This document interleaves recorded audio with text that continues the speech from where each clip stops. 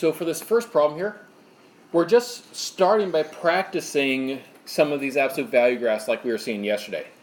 Just as a matter of kind of a habit, it's a good mental habit, and it's actually something I'll do explicitly for you later as well some, and have you do explicitly, is actually write out what the transformations are being applied to the parent function. Because, of course, we can see because of the absolute value bars here, that it's absolute value. So our parent function is absolute value of x.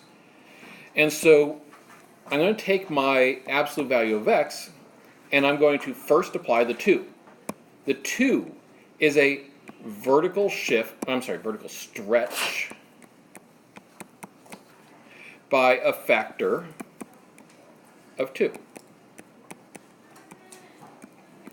What that means is that our V-shaped graph, instead of going over 1, up 1 each time, it's going to be more like it has a slope of 2. So it's going to be steeper. It's going to go over 1 and up 2. That sort of a thing. Then we look to see what does the plus 1 do. The plus 1, it's inside with the x, and it's adding. Anytime you add or subtract, it's always a shift. If it's inside with the x, it moves it left or right. In this case, the plus is going to move it left. So this is going to shift left 1. And then the minus 5 hanging on the end. Again, any addition or subtraction will always be a shift, so I know it is a shift. In this case, it is just hanging on the end. That is, it's not in with x. Therefore, it's going up and down. Specifically, minus means down. So we're going to shift it down 5. And if you know all of that stuff, then you're able to make the graph. Because we plot our first point based on the shifts. So I go left 1, down 5, plot a point. And then from there, normally it would be over 1, up 1 on both sides. But because of that vertical stretch, it's like a slope of 2. So it's actually telling us go up 2 over 1 on both sides. It's stretching each of those points up twice as high. So instead of going over 1, up 1, you'll notice we're going up twice as far when we go over the same amount. Once you have that, then you can go ahead and draw in your curve, or actually it's more like a V shape here. Not very curvy.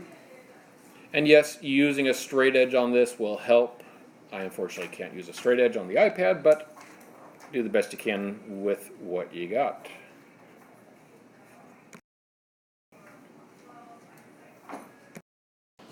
Now, based on the work that we've been doing and that I've seen you working on, like on that wall map assignment that had so much review on it, these are tough problems for a lot of us, right? And it's a matter of seeing how we can approach it and what we can do and what we can't do. First of all, I'll address the way that most of you tried doing it who found at least some moderate success, but it kind of worked and kind of didn't when you saw it before. Because oftentimes we'd end up with some weird points, or at least difficult points. One way that you can approach this problem is you can change the way it looks. Because right now, I know a lot of us look at it and we're thinking, I got no clue. This does not look like what I'm used to seeing. I don't like it. So a great rule in math is that if you don't know how to deal with something because of how it looks, change the way it looks. Make it look like something you know. And so, for instance, in this case, I might want to get rid of these parentheses over here. And so I'd distribute in the 2. If you do that, you'd end up with y minus 3 equals 2x plus 14. Okay, it still looks slightly awkward, but a little bit less awkward, but we can still improve this some. Right now, that y minus 3 is not what we're used to seeing. We're normally used to seeing something that's just y equals, so let's make it that way. I want to add that 3 to both sides so I can get it out of the left and just make it y equals. So if we do that, we end up with 2x plus 17. That feels comfortable to us. We can see y equals 2x plus 17, and we know the process about how to graph it. I can look at that really quick and see, okay, I would start up at 17, and then my slope is 2, so I'll go up 2 over 1 and go from there. There's just one problem. We don't have 17 on our grid. So, is there another way to do it? Yes, and that's what we're going to be seeing here. In fact, this is very similar to the absolute value problems that we've just been working with. A number that's inside with x, like this plus 7 is, when we do that with absolute value, what does that do to the graph?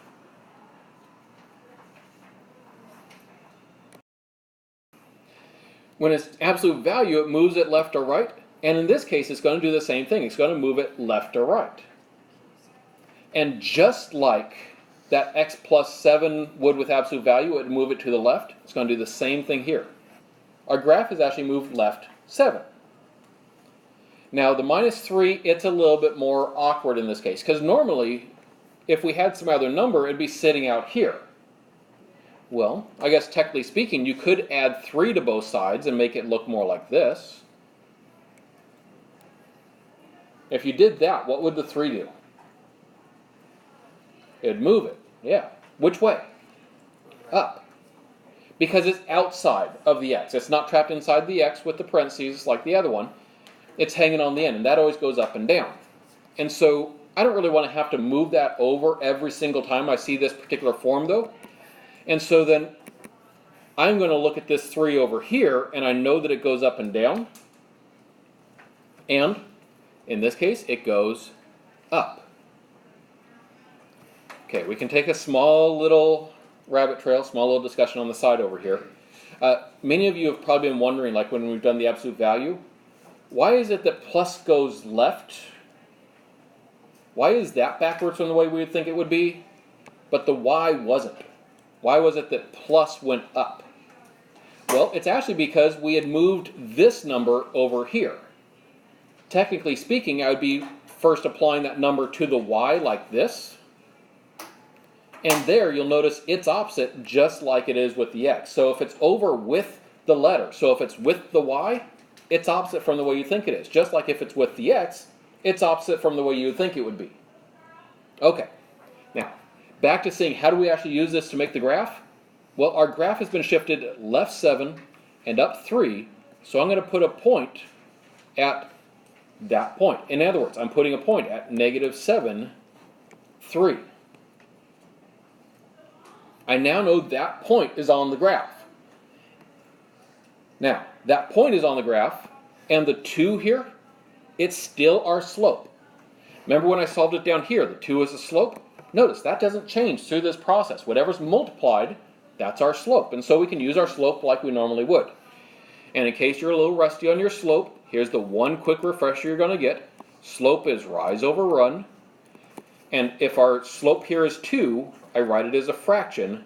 You can write any whole number as itself over 1. So 2 becomes 2 over 1. Hence a rise of 2 and a run of 1. Up 2, right 1. Or that could also mean down 2, left 1. Also useful. And so plot those points, then grab your straight edge and draw the line that goes through that.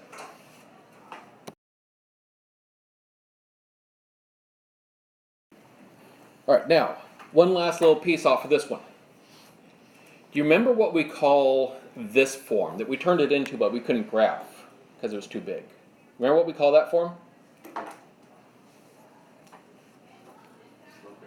Absolutely, slope-intercept form. Because in this equation we had the slope and we had the y-intercept. Hence it's named after the information it gives. Well, this one that we started with up here, it gives us the slope again, and it also, notice, gave us a point. Hence, that form is called point-slope form.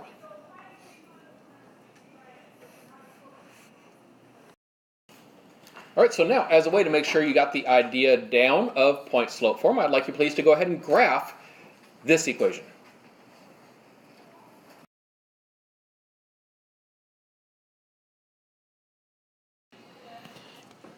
Now you've had a chance to start working on it. You might not be done yet, but that's okay. I just want to check in, make sure that we're starting at the right place. The -1 in here, which way does that move it? Up, down, left, or right? It is minus that is in with x. In with x this way.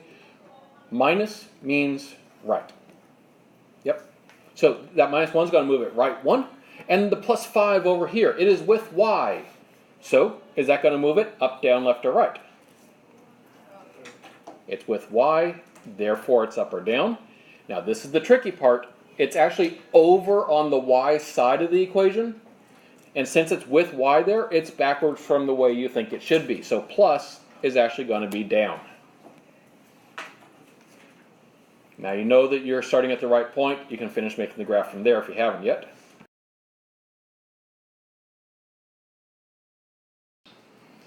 All right, so once we've plotted that first point, now it's just a matter of using the slope, because of course it's point-slope form, so now we did the point, now the slope. The slope, of course, here is 1/2, because remember, slope is whatever is multiplied out front. So if our slope is 1/2, that means rise of 1, run of 2. Up 1 over 2. Up 1 over 2, and you just keep plotting the points. I always suggest that you plot the points out as far as you can to the edges before you draw it in, because when we lay down the ruler, it's going to be a lot more accurate if we align it to our two endpoints that we've made instead of trying to align it to a couple points that are really close together. It just makes it a little bit more accurate for us when we draw it in. And then draw the line through with your straight edge and you're done.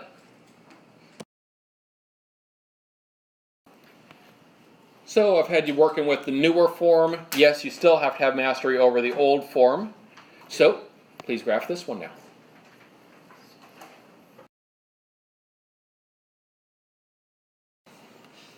All right, so on to graphing this one. This one is given to us in the other form, the one we're more familiar with. This is slope-intercept form, which means we start by plotting it according to the y-intercept, which is 1 here. Although, you notice what that y-intercept is telling us here? Because when we were graphing absolute value, we didn't describe it as like an intercept or something like that. We just described it as a shift. Well, if I have a y-intercept of 1, and that's my first point, notice how the graph was shifted. It was shifted up 1. And so the whole reason why slope-intercept form works the way it does is because of the same transformations that you've been seeing applied to the absolute value functions. It just was a simpler version that only had the one little shift in it. All right, now we got our first point. Now we go ahead and we use our slope of -2/3. A little side note on this one. When it comes to like that rise over run, we're trying to figure out, do I go up, do I go down, whatever. We have our 2/3 here, but the fraction is negative. If the fraction is negative, does that mean the top is negative, the bottom is negative, or both are negative? That's the big question, isn't it? Well, what would happen if they were both negative? What's a negative divided by a negative? Positive. A positive. The whole fraction wouldn't be negative if it was this way. So it cannot be both, because the negatives would cancel each other out. Instead, you can put the negative into the top, or you can put the negative into the bottom. Either way, a negative divided by a positive is negative, or positive divided by negative is negative. Either way is fine. Typically, for me, I just put it in the top, just kind of as a matter of habit.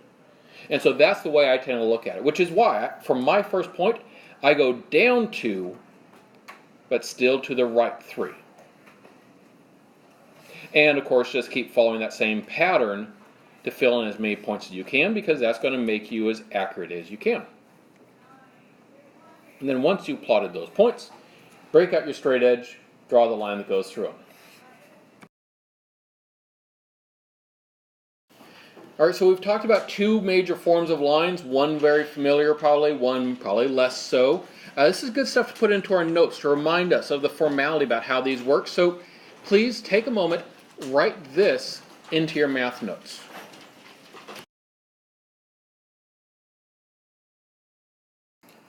So if we get our heads around this idea, we can graph any equation, but we should also be able to write the equation from the graph as well. So what I'd like you to do is go ahead and write the equations, one in point slope form and one in slope intercept form, for this graph, please.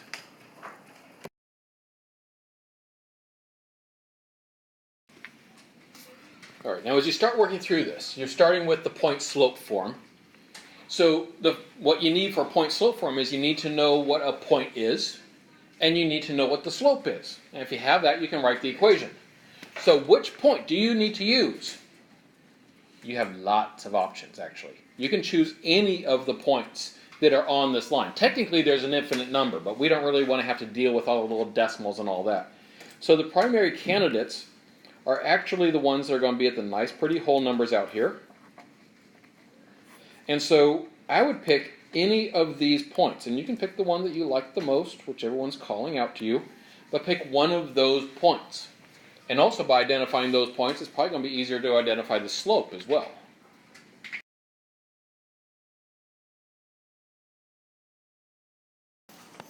All right, so I'm going to take a look at this and actually pull together the point-slope form equation. I'm going to say I'm going to use this point. It's just an arbitrary choice on my part. So for point-slope form, it always has to be y minus the y-coordinate of the point. The y-coordinate of that point that I've chosen to use is a positive 1. So it's just going to be y minus 1. Okay? And then it is going to be slope times, I'm going to come back to the slope here, x minus the x-coordinate. The x-coordinate of the point that I happen to choose here is a positive 5. Therefore, it's just going to be x minus 5. If either of those two numbers was a negative, we'd end up with like y minus a negative 1, that kind of a thing. So notice it would become a plus in that kind of a case. And then what is our slope in this problem?